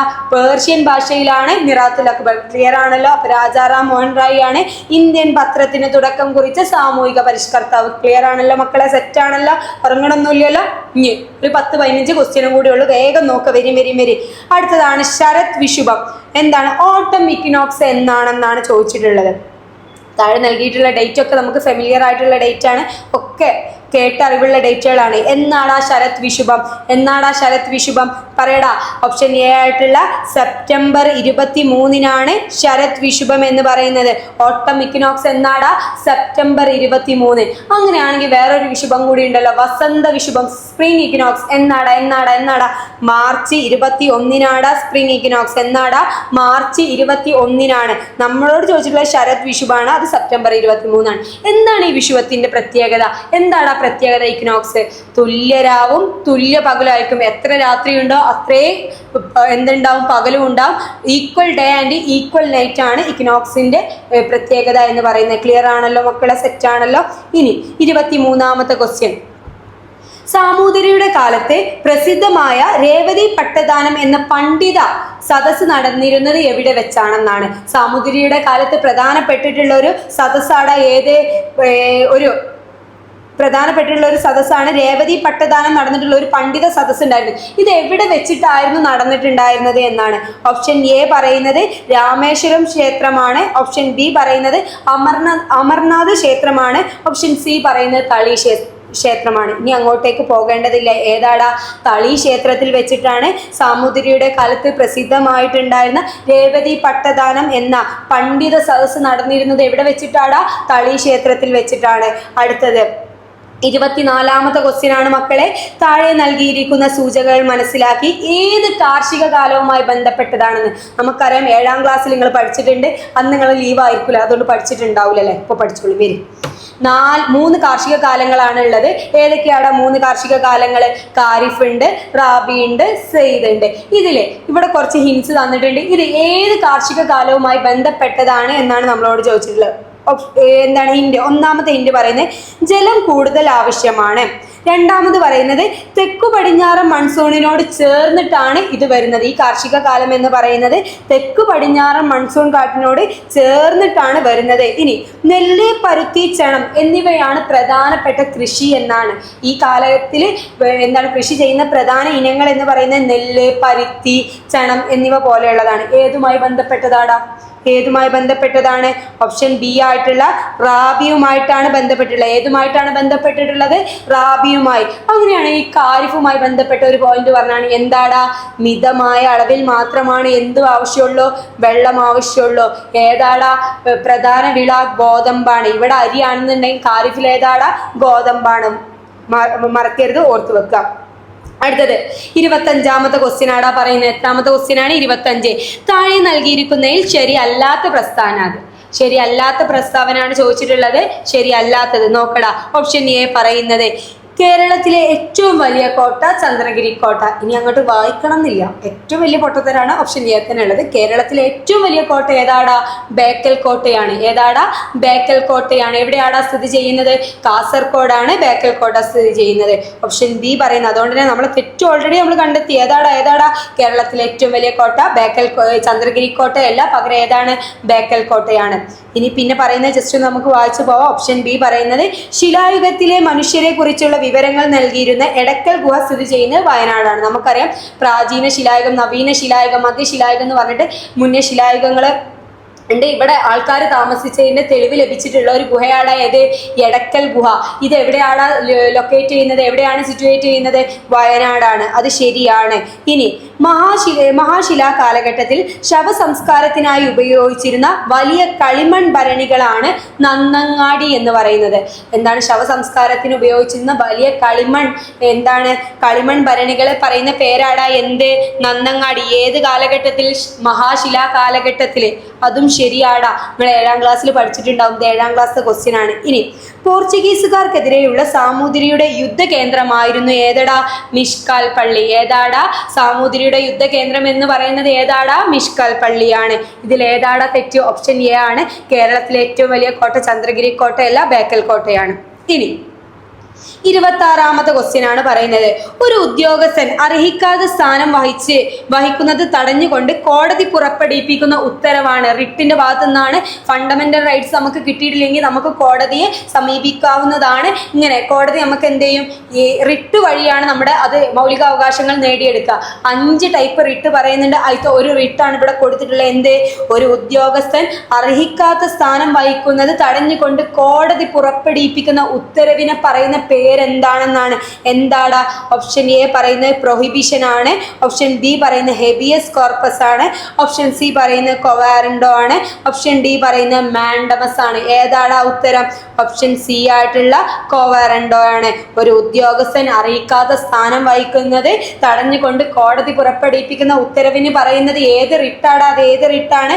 കൊവാറൻഡോ. അങ്ങനെയാണെങ്കിൽ എന്താടാ ഹെബിയസ് കോർപ്പസ് എന്ന് പറയുന്നത്? ഹെബിയസ് കോർപ്പസ് എന്ന് പറയുന്നത് എന്താണ്? അന്യായമായിട്ട് ഒരു തെറ്റും ചെയ്യാതെ ആരെങ്കിലും തടങ്കലിൽ വെച്ചിട്ടുണ്ടെങ്കിൽ അവരുടെ കോടതിന്റെ മുന്നിൽ കൊണ്ടുവരാൻ കോടതി പുറപ്പെടുവിക്കുന്ന ഉത്തരവാടാ ഏത്? ഹെബിയസ് കോർപ്പസ് എന്ന് പറയുന്നത്.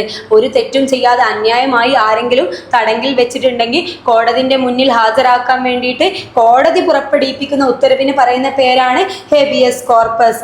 എന്താണ് മാൻഡമസ്? എന്താണ് 2ാമത്തെ ഓപ്ഷൻ ഡി ആയിട്ടുള്ള മാൻഡമസ് എന്ന് പറയുന്നത്? ഒരു ഉദ്യോഗസ്ഥൻ അദ്ദേഹത്തിന് പണി ചെയ്യാത്തത് മൂലം മറ്റൊരാളുടെ അവകാശം ഹനിക്കപ്പെട്ടതായി കോടതി കണ്ടെത്തുമ്പോൾ പുറപ്പെടുവിക്കുന്ന ഉത്തരവാടാ ഏത്? മാൻഡമസ്. ഒരു ഉദ്യോഗസ്ഥനുണ്ട്, അയാളുടെ പണിയൊന്നും ചെയ്തില്ല. അപ്പോൾ അത് എന്ത് ചെയ്തു? അതുകൊണ്ട് മറ്റൊരാളുടെ അവകാശം അവിടെ ഹനിക്കപ്പെടുന്നതായി കോടതി കണ്ടെത്തുമ്പോൾ പുറപ്പെടുവിക്കുന്ന ഉത്തരവാടാ ഏത്? റിട്ടാണ് ഏത്? മാൻഡമസ്. എന്താടാ പ്രൊഹിബിഷൻ? പ്രൊഹിബിഷൻ എന്ന് പറയുന്നത് കീഴ്ക്കോടതികളുണ്ട്. ഈ കീഴ്ക്കോടതികളുടെ അധീനതയിൽ വരാത്ത കേസ് കീഴ്ക്കോടതി പരിഗണിക്കുന്നത് തടഞ്ഞുകൊണ്ട് സുപ്രീം കോടതിയോ ഹൈക്കോടതിയോ പുറപ്പെടുവിപ്പിക്കുന്ന ഉത്തരവാണ്. എന്താണ്? കീഴ്ക്കോടതികളുണ്ട്. ഈ കീഴ്ക്കോടതികളുടെ അധീനതയിൽ വരാത്ത കേസ് എന്ത് ചെയ്യും? ചിലത് കീഴ്ക്കോടതി കയറി പരിഗണിക്കും. ഇപ്പോൾ ഫണ്ടമെന്റൽ റൈറ്റ്സിന്റെ കാര്യത്തിലാണെങ്കിൽ മൗലികാവകാശം കിട്ടിയിട്ടില്ലെങ്കിൽ നമ്മളോട് സമീപിക്കാൻ പറഞ്ഞിട്ടുള്ളത് ഹൈക്കോർട്ടിലും സുപ്രീം കോർട്ടിലാണ്. അത് കീഴ്ക്കോടതിയിൽ ഇടപെടാൻ പറ്റൂല. ഇത് കീഴ്ക്കോടതി പരിഗണിക്കുന്നത് കണ്ടാൽ ഇത് തടഞ്ഞുകൊണ്ട് മേൽക്കോടതി ആയിട്ടുള്ള സുപ്രീം കോടതിയും ഹൈക്കോടതിയും പുറപ്പെടുവിക്കുന്ന ഉത്തരവാടാ ഏത്? പ്രൊഹിബിഷൻ എന്ന് പറയുന്നത്. 5 തരം റിട്ട് ഉണ്ട്. പിന്നെ ഉള്ളത് സെർഷ്യോററി എന്നാണ് പറയുന്നത്. അതെന്താന്ന് വെച്ചാൽ ഇപ്പം കീഴ്ക്കോടതിയുടെ അധീനതയിൽ വരുന്ന കേസ് എന്ത് ചെയ്യുക? മേൽക്കോടതിയിലേക്ക് കൈമാറ്റം ചെയ്യുന്നതിന് പറയുന്ന പേരാണ് സെർഷ്യോററി. 5 തരം റിട്ടുകളുള്ളത്. ഇവിടെ നമ്മളോട് ചോദിച്ചിട്ടുള്ളത് ഒരു ഉദ്യോഗസ്ഥൻ അർഹിക്കാത്ത സ്ഥാനം വഹിക്കുന്നത് തടഞ്ഞുകൊണ്ട് കോടതി പുറപ്പെടുവിക്കുന്ന ഉത്തരവാടാ ഏത്? കൊവാറൻഡോ. അപ്പോൾ ഇനി അടുത്തായിട്ട് നോക്കാനുള്ള മക്കളെ 27ാമത്തെ ക്വസ്റ്റ്യൻ ആണ്. 27ാമത്തെ ക്വസ്റ്റ്യൻ നമ്മളോട് ചോദിച്ചിട്ടുള്ളത് യൂറോപ്പിലെ ഏറ്റവും ഉയരം കൂടിയ കൊടുമുടി ഏത് എന്നാണ്. ഓപ്ഷൻസ് ഒന്നും നോക്കേണ്ട ആവശ്യമില്ല. നമ്മളെ 10ാമത്തെ പാഠം എന്ന് പറയുന്നത് തന്നെ എന്താടാ? ഫുള്ള് യൂറോപ്പ് ബേസ് ചെയ്തിട്ടാണ്. ഏതാടാ യൂറോപ്പിലെ ഏറ്റവും ഉയരം കൂടിയ കൊടുമുടി? ഓപ്ഷൻ ഡി ആയിട്ടുള്ള എൽബ്രസ് കൊടുമുടിയാണ് യൂറോപ്പിലെ ഏറ്റവും ഉയരം കൂടിയ കൊടുമുടി എന്ന് പറയുന്നത്. എടാ യൂറോപ്പ് വലുപ്പത്തിന്റെ അടിസ്ഥാനത്തിൽ എത്രാം സ്ഥാനത്താടാ? 6ാം സ്ഥാനത്താണ്. ജനസംഖ്യയുടെ സ്ഥാനത്ത് എത്രാം സ്ഥാനത്താടാ? നേരെ അതിന്റെ പകുതി എത്രാം സ്ഥാനത്താണ്? 3ാം സ്ഥാനത്താണ്. അങ്ങനെയാണെങ്കിൽ നമ്മളോട് ഇവിടെ ചോദിച്ചിട്ടുള്ള എന്താണ്? യൂറോപ്പിലെ ഏറ്റവും ഉയരം കൂടിയ കൊടുമുടി ഏതാണെന്നാണ്. ഏതാടാ? എൽബ്രസ് കൊടുമുടിയാണ്. യൂറോപ്പിൽ തന്നെ ഏറ്റവും നീളം കൂടിയ നദി ഏതാടാ? വോൾഗയാണ്. ഇതൊക്കെ എന്ത് ചെയ്യുക? ഇങ്ങനെ കണക്ട് ചെയ്ത് ഓർത്ത് വെക്കുക. യൂറോപ്പിലെ ഏറ്റവും നീളം കൂടിയ നദി എന്ന് പറയുന്നത് ഏതാടാ? വോൾഗയാണ്. ക്ലിയർ ആണല്ലോ മക്കളെ? ഈ കാര്യങ്ങളൊക്കെ ഓർത്ത് വെക്കുക. അതേപോലെ തന്നെ യൂറോപ്പിന്റെ ഒരു പ്രധാനപ്പെട്ട ഒരു സവിശേഷതയാണ് എന്ത്? മരുഭൂമി ഇല്ലാത്ത ഏക ഭൂഖണ്ഡാടാ ഏത്? യൂറോപ്പ്. മറക്കരുതിട്ട മക്കളെ. ഇനി 28ാമത്തെ ക്വസ്റ്റ്യൻ ആണ്. 2024 ഐക്യരാഷ്ട്ര സംഘടനയുടെ ലോക സന്തോഷ സൂചികയിൽ ഒന്നാമതാര്? 2024 എന്താണ് ഐക്യരാഷ്ട്ര സംഘടനയുടെ ലോക സന്തോഷ സൂചികയിൽ ഒന്നാം സ്ഥാനത്തുള്ളത് ആരാണെന്നാണ്. ഓപ്ഷൻ എ പറയുന്നത് ഇംഗ്ലണ്ട് ആണ്, ഓപ്ഷൻ ബി പറയുന്നത് ന്യൂസിലാൻഡ് ആണ്, ഓപ്ഷൻ സി പറയുന്നത് ഫിൻലാൻഡ് ആണ്, ഓപ്ഷൻ ഡി പറയുന്നത് ഫ്രാൻസ് ആണ്. ആരാണ് മക്കളെ? ഓപ്ഷൻ സി ആയിട്ടുള്ള ഫിൻലാൻഡ് ആണ്. മാറിപ്പോവരുത്. സന്തോഷ സൂചികയിൽ ഒന്നാം സ്ഥാനത്ത് ആരാടാ? ഫിൻലാൻഡ് ആണ്. അങ്ങനെയാണെങ്കിൽ നിങ്ങൾ ആരൊന്നും ആ വഴിക്ക് പോവല്ലോ കേട്ടോ, കാരണം അവിടുത്തെ സന്തോഷം ഇല്ലാണ്ടാവും. നമുക്ക് ഇവിടുത്തെ സന്തോഷം തന്നെ വലുതാക്കിയിട്ട് ഇവിടെ തന്നെ ഇരിക്കാം. ഇനി എടാ ഫിൻലാൻഡിനെ പറ്റിയിട്ട് കഴിഞ്ഞ ക്ലാസ്സിൽ ഞാൻ ഒരു പോയിന്റ് പറഞ്ഞു തന്നിട്ടുണ്ടായിരുന്നു, ഓർക്കുന്നുണ്ടായി? എന്തായിരുന്നടാ? 1000 തടാകങ്ങളുടെ നാട് എന്നറിയപ്പെടുന്നത് ഏതാണ് മക്കളെ? ഫിൻലാൻഡ് ആണ്. ഇനി 29ാമത്തെ ക്വസ്റ്റ്യൻ ആണ് മക്കളെ. സെൻട്രൽ മാസിഫ് പീഠഭൂമി സ്ഥിതി ചെയ്യുന്നത് ഏത് രാജ്യത്താണ്? സെൻട്രൽ മാസിഫ് പീഠഭൂമി ഏത് രാജ്യത്താണ് സ്ഥിതി ചെയ്യുന്നത് എന്നാണ് ക്വസ്റ്റ്യൻ ചോദിച്ചിട്ടുള്ളത്. ഓപ്ഷൻ എ പറയുന്നത് ഫ്രാൻസ് ആണ്, ഓപ്ഷൻ ബി പറയുന്നത് ചെക്ക് റിപ്പബ്ലിക് ആണ്, ഓപ്ഷൻ സി പറയുന്നത് സ്പെയിൻ ആണ്, ഓപ്ഷൻ ഡി പറയുന്നത് ജർമ്മനി ആണ്. എവിടെയാണ് സെൻട്രൽ മാസിഫ് പീഠഭൂമി ഉള്ളത്? പറയട 10ാമത്തെ ചാപ്റ്ററിലുള്ള തന്നെയാണ്. എവിടെയാണ്?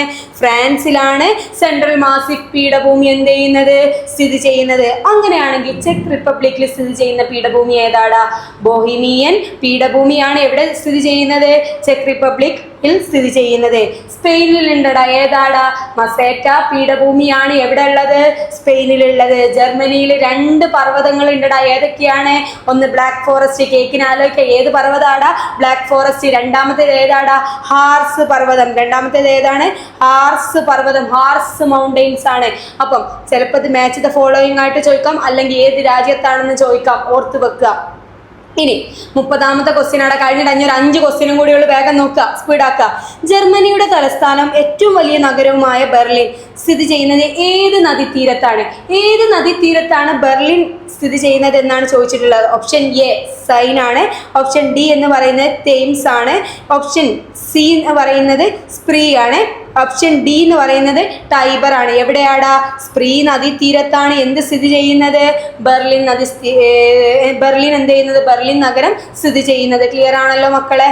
അങ്ങനെയാണെങ്കിൽ സൈൻ നദീ തീരത്ത് സ്ഥിതി ചെയ്യുന്ന നഗരം ഏതാടാ? ഒന്നാമതായിട്ട് പറയുന്ന ഏതാണ്? പാരീസ് ആണ് എന്ത് ചെയ്യുന്നത്? സൈൻ നദി തീരത്ത് സ്ഥിതി ചെയ്യുന്ന നഗരം എന്ന് പറയുന്നത്. അങ്ങനെയാണെങ്കിൽ തേംസ് നദി തീരത്ത് സ്ഥിതി ചെയ്യുന്ന നഗരം ഏതാടാ? അതന്നെ ഏത്?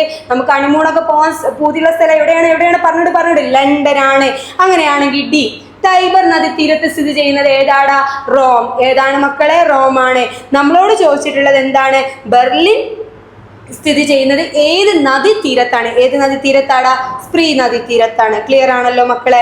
ഇനി 31ാമത്തേതാണ്. സമത്വത്തിനുള്ള അവകാശം പറയുന്ന ആർട്ടിക്കിൾ ഏതാണ്?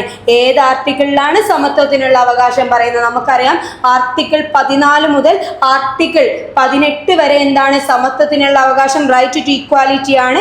ഓപ്ഷൻ ഡി ആടാ ശരിയായിട്ടുള്ള ഉത്തരം. ഓപ്ഷൻ ഡി ആണ് റൈറ്റ് ടു ഈക്വാലിറ്റി. ആർട്ടിക്കിൾ 14 മുതൽ ആർട്ടിക്കിൾ 18 വരെ. അടുത്തതാണ് 32ാമത്തെ ക്വസ്റ്റ്യൻ. ഏത് ഭൂപ്രകൃതിയിലാണ് സ്റ്റെപ്പീസ് പുൽമേടുകൾ വ്യാപകമായി കാണപ്പെടുന്നത്? നമുക്കറിയാം യൂറോപ്പിന്റെ ടോപ്പോഗ്രഫി അഥവാ ജിയോഗ്രഫിക്കൽ ഫീച്ചേഴ്സിനെ, ഭൂപ്രകൃതിയെ 4ആയി തിരിക്കുന്നുണ്ട്. ആ 4 ഇവിടെ കൊടുത്തിട്ടുണ്ട്. അതിൽ സ്റ്റെപ്പീസ് എന്ന് പറയുന്ന ഗ്രാസ് ലാൻഡ്സ്, പുൽമേട് എവിടെയാണ് കാണപ്പെടുന്നത് എന്നാണ് ചോദിച്ചിട്ടുള്ളത്. എവിടെയാണ് കാണപ്പെടുന്നത്? ഓപ്ഷൻ ഡി ആയിട്ടുള്ള ഉത്തര യൂറോപ്യൻ സമതലങ്ങളിലാണ്. എവിടെയാണ് കാണപ്പെടുന്നത്? ഉത്തര യൂറോപ്യൻ സമതലങ്ങളിലാണ്. ഞാൻ നേരത്തെ പറഞ്ഞു യൂറോപ്പിലെ ഏറ്റവും നീളം കൂടിയ നദിയാടാ ഏത്? പറയടാ. നേരത്തെ പറഞ്ഞതാണ്, ഒന്ന് ഓർത്ത് നോക്കണം. ഏതാടാ? വോൾഗയാണ്. ഈ വോൾഗ സ്ഥിതി ചെയ്യുന്നതും എവിടെ തന്നെയാടാ? ഉത്തര യൂറോപ്യൻ സമതലങ്ങളിലാണ്. ഓർത്തു വെക്ക മക്കളെ. 33ാമത്തെ ക്വസ്റ്റ്യൻ ആണ്. പ്രത്യക്ഷ ജനാധിപത്യ ഉപാധികൾ നിലവിലുള്ള രാഷ്ട്രം ഏത്? താഴെ 4 കൊടുത്തിട്ടുണ്ട്. അതിൽ എവിടെയാണ് ഇപ്പോഴും പ്രത്യക്ഷ ജനാധിപത്യ ഉപാധികൾ? പ്രത്യക്ഷ ജനാധിപത്യം എന്ന് പറഞ്ഞാൽ എന്താടാ? ജനങ്ങൾ ഡയറക്റ്റ് ആയിട്ട് ഭരണം നടത്തുന്നതാണ് പ്രത്യക്ഷ ജനാധിപത്യം. ഡയറക്റ്റ് ഡെമോഗ്രഫി എന്ന് പറയുന്നത്. ഇനി ഇൻഡയറക്റ്റ് എന്ന് പറഞ്ഞാൽ എന്താണ്? ജനങ്ങൾ എന്ത് ചെയ്യും? പരോക്ഷ എന്ന് പറഞ്ഞാൽ ജനങ്ങൾ ഒരാളെ തെരഞ്ഞെടുക്കും, അവരാൽ ഭരണം നടത്തുന്നതാണ് ഏത്? പരോക്ഷ. ഇപ്പോഴും പ്രത്യക്ഷ ജനാധിപത്യ ഉപാധികൾ നിലവിലുള്ള രാഷ്ട്രമാണ് ഏത്? ഓപ്ഷൻ എ ആയിട്ടുള്ള സ്വിറ്റ്സർലാൻഡ്. എവിടെയാടാ? സ്വിറ്റ്സർലാൻഡില്. ഇനി 34ാമത്തെ ക്വസ്റ്റ്യൻ ആണ് മക്കളെ. 1855 സാന്താൾ കലാപത്തിന് നേതൃത്വം നൽകിയത് ആരെല്ലാം? ആരാണ് 1855 സാന്താൾ റെബല്യൻ ലെഡ് ചെയ്തത് എന്നാണ് ചോദിക്കുന്നത്. ഓപ്ഷൻ എ പറയുന്നത് സിദോവ് ആൻഡ് കാൻഹു ആണ്. അങ്ങോട്ടേക്ക് താഴത്തേക്ക് നോക്കേണ്ട ആവശ്യമില്ല. ആരാടാ സാന്താൾ എന്ന് കേൾക്കുമ്പോൾ തന്നെ ആരാണ്? സിദോവിനും കാൻഹു ആണ് എന്ത് ചെയ്തിട്ടുള്ളത്? സാന്താൾ കലാപത്തിന് നേതൃത്വം നൽകിയിട്ടുള്ളത്. അങ്ങനെയാണെങ്കിൽ ദിഗംബർ വിശ്വാസും വിഷ്ണു വിശ്വാസും എന്തിന് നേതൃത്വം നൽകിയവരാടാ?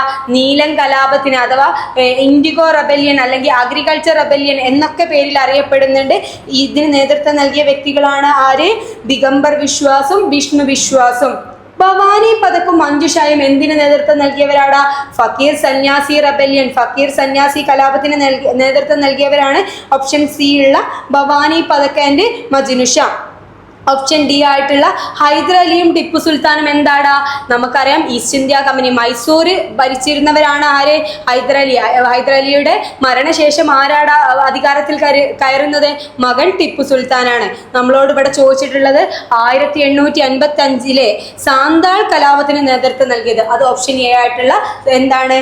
സിദോവിനും കാൻഹു ആണ്. ക്ലിയർ ആണല്ലോ മക്കളെ. ഇനി 35ാമത്തേതാടാ പറയുന്നത് നിയമത്തിന് മുന്നിലുള്ള തുല്യത ഏത് അവകാശങ്ങളിലാണ് ഉൾപ്പെടുന്നത്?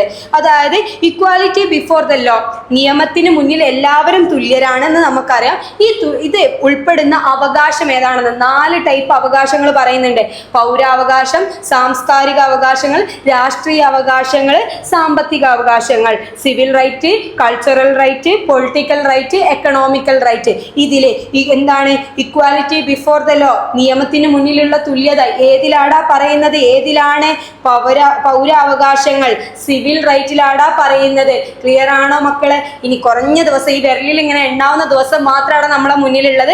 അതുകൊണ്ട് എന്ത് ചെയ്യുക? ഇനിയുള്ള സമയം നന്നായിട്ട് പഠിക്കുക. നിങ്ങൾക്ക് ഏത് ക്ലാസ് ആവശ്യമില്ലെന്ന് വെച്ചാൽ കമന്റിൽ പറഞ്ഞാൽ നമ്മൾ എന്ത് ചെയ്യും? അത് റെഡിയാക്കി തരും. അപ്പൊ നല്ല രീതിയിൽ തന്നെ പഠിക്കുക. എന്തായാലും എല്ലാവർക്കും കിട്ടട്ടെ എന്ന് പ്രാർത്ഥിക്കുന്നു. അപ്പൊ ശരി, താങ്ക് യു.